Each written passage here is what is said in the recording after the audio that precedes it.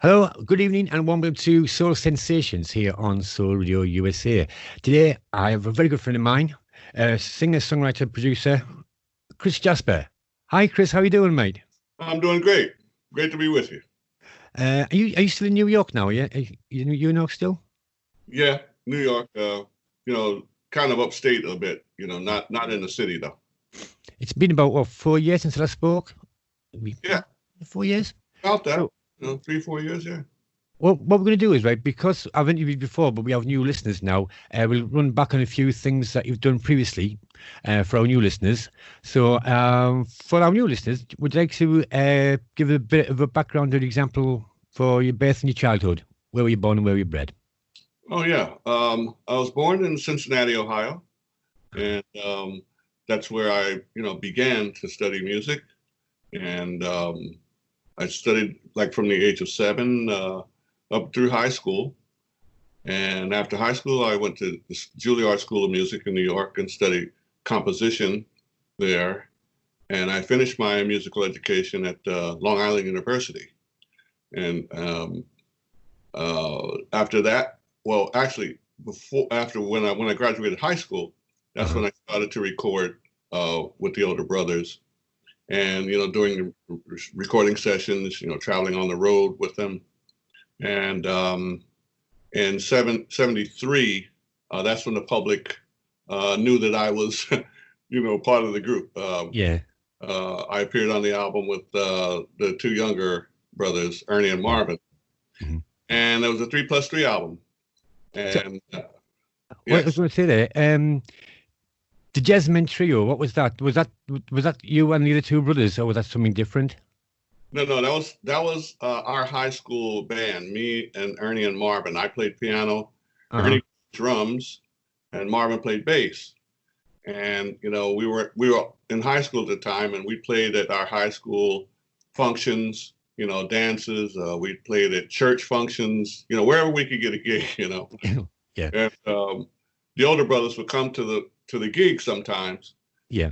and they liked the way we played, and they said, well, you guys should come and play with us and start recording with us. So that's what we did, and from that point on, we were kind of a 6-member band. That's brilliant, that. Like, just from all the way from being, how old were you? Will you be about 14, 15, 16-year old when you're in high school? Yeah, I was.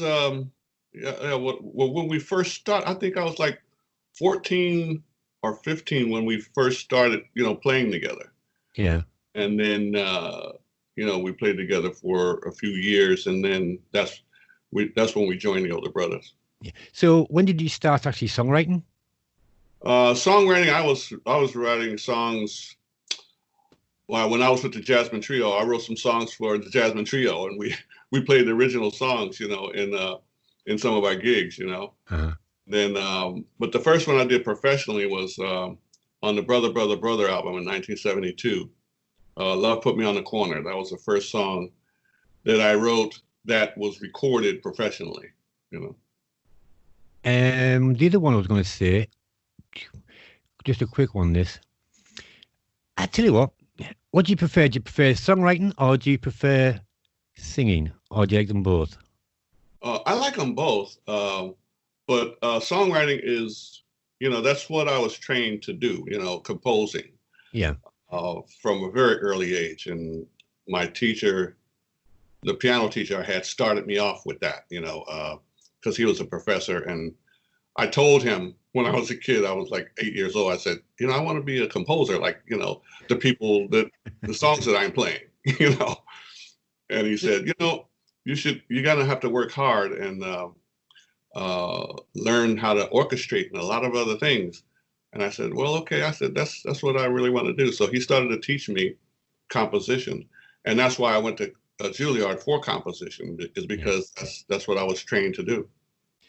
So do you actually, is it mainly you create the sound first, then you put the music, the words to it, or like the lyrics, or do you put the lyrics first and then put the music behind the lyrics? Which one's which one works first? Usually, the majority of the time, I get a musical idea first. Um, and it comes from practicing, doing a chord progression or something. Uh-huh. And then a melody will come from that, and then lyrics usually come last. But every song doesn't follow that pattern. Sometimes it's a little different. So now you're with the Isley Brothers for the Motown part of things, but the Isley Brothers changed, didn't they? They changed it, they transited into something different, like the R&B sound, and became more funky. How did that come about? Well, when they left Motown, they started to work with, the Midnight Movers was the band. That was the name of the band that played on their records. Yeah. And I think it was a combination of that and some different musical ideas, because Motown had their own sound. They had the band played on every record, and you could tell a Motown record when it came out. So when the band switched, I think that's when the change and sound switched too. Now, I think I say our generation, because I remember the Motown in the 60s, but the latter music from the Isley Brothers, people will know about Caravan of Love, because that was like one of them, a major hit over here. How did that come about? What was it about, and what was the reasons? Well, when I wrote Caravan of Love, we were back to the Jasmine Trio. The trio. Right. We had formed Isley, Jasper, Isley. And I was when I wrote that song, I was just trying to write something that, had a soulful feel to it, Mm-hmm. And again, I got the A chord progression, the main hook. Yeah.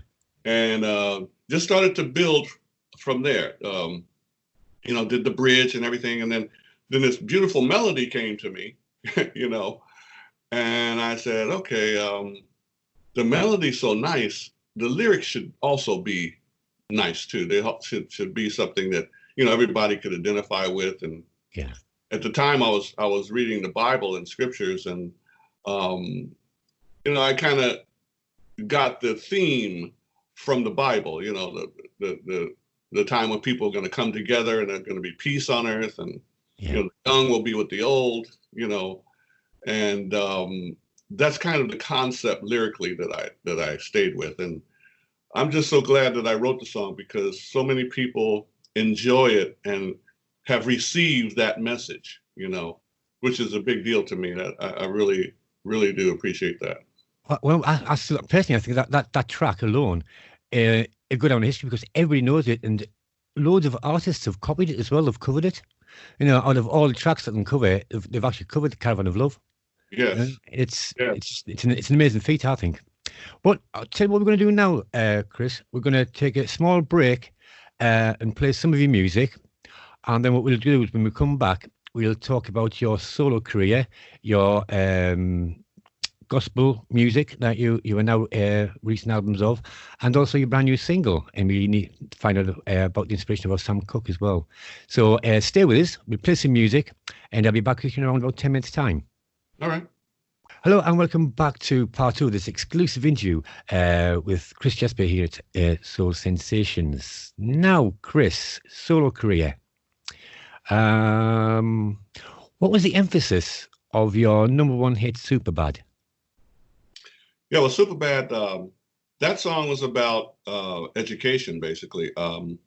At the time that I wrote it, I started to see a lot of dropouts, people dropping out of high school, and I said, this is not a good thing. I mean, someone should say something about this, publicly, or, and so I said, well, I had this funky track, and I said, this would be a perfect song, to put that message in, that's being super bad. Is being educated, being #1 in school, and that's what I wrote the song about, and that was the #1 song for me. I know, like there's been a few tracks about social, not really social behaviour, but the track "Clean Up the Ghetto" by the Philly All Stars, that was an emphasis on how bad the streets were and everything else, and that's the way to get a message across. If something's going wrong, you sing about it because people listen to music. They don't always listen to the news, which is actually a brilliant thing. And that's my insight onto it anyway. Let's go for this one. This is the one, right? Gospel music. Do you prefer performing gospel or do you prefer performing R&B? Well, I mean, to me, there's, lyrically speaking, the way I write lyrics, there's not a huge difference between the two, because I still keep, musically, I still keep my R&B sound when I do gospel songs. So it's just a matter of the lyrical content that makes, my song either a gospel song or an R&B song. Right. And I like my R&B songs to be, clean and consistent with God's principles too. Yeah. So if it's a love song, it's about, monogamy and marriage, and I usually write message songs like Show Somebody Love. That's another song about, people coming together and helping each other and showing people love. So I like to keep that positive message too in my R&B songs. Now, a lot of people might not know this, but exactly how many gospel albums do you have out now? I have 4 complete gospel albums, but I have done another compilation, which is called Thank You, Jesus. And that's a compilation of some songs from those 4 albums. But then on every R&B album, I try to have at least one song that has, scriptural content or, a God's principle in it. But complete albums, I have 4 and one compilation, which is like 5. Right. So if anybody wants to get all these gospel albums and also any of your other albums that you've released, how can they get them? Just go to chrisjasper.com and you can get to all the record stores, and you can also, buy from the Gold City store too. That's your new company, isn't it? That's your company. Yes, Gold City Music is my company, my record label. You can buy from that site, and you can also buy from iTunes and Amazon too. Oh, so all the local media places, you can just type in Chris. Yeah, oh man, fantastic. Which brings us nicely to, which is like after my own heart, I absolutely love the track. Tell our listeners about the new release and why did you pick a Sam Cooke track? Oh man, Nothing Can Change This Love. Sam Cooke was one of the people that I followed when I first got a love for music as a kid, around 7 years old. His records would come on the radio. I would sing them, and it was just, I felt if I'm doing a cover album, I should do a song from, one of my favorite singers, Yeah. And Sam was one, and listening to his greatest hits, my wife, when it came to Nothing Can Change This Love, my wife said, Chris, you could probably do something really nice with that track, And I said, okay, I really like the song. So I said, yeah, let me fool around with it for a while and see what I can come up with. And the more I worked with it, the more I liked it. And I was just happy to do one of his songs because, like I said, I've been a fan of his from a kid, Yeah. Well, I'm going to actually play that track. And I never played it during the break, so I'm going to hope keep it until the end of the interview. And I'm going to play it at the end so everybody can hear it. And also give all the details out how to get a copy of it as well. Excuse me. Now, I was going to talk about touring, but that's everything sort of seems to be cancelled now. But what else does Chris Jasper have in the near future lined up? Well, my son Michael, he writes novels and screenplays and things like that. He's also a lawyer, but he's working on a novel right now, which he wants to, do a screenplay for. And, Michael always looks ahead, and he goes, Dad, it would be good, if when we start to shop this thing, if we had music with it too. So I'm working on some music for this upcoming script that he's going to do, and it's really something nice. It's like a for younger people, Yeah. animated kind of a story. And it's the music is really coming out good, so I'm working on music for that. That's good. That's a really nice venture. That's going to be good. Oh, I look forward to that. I look forward to that. Beautiful. Very beautiful.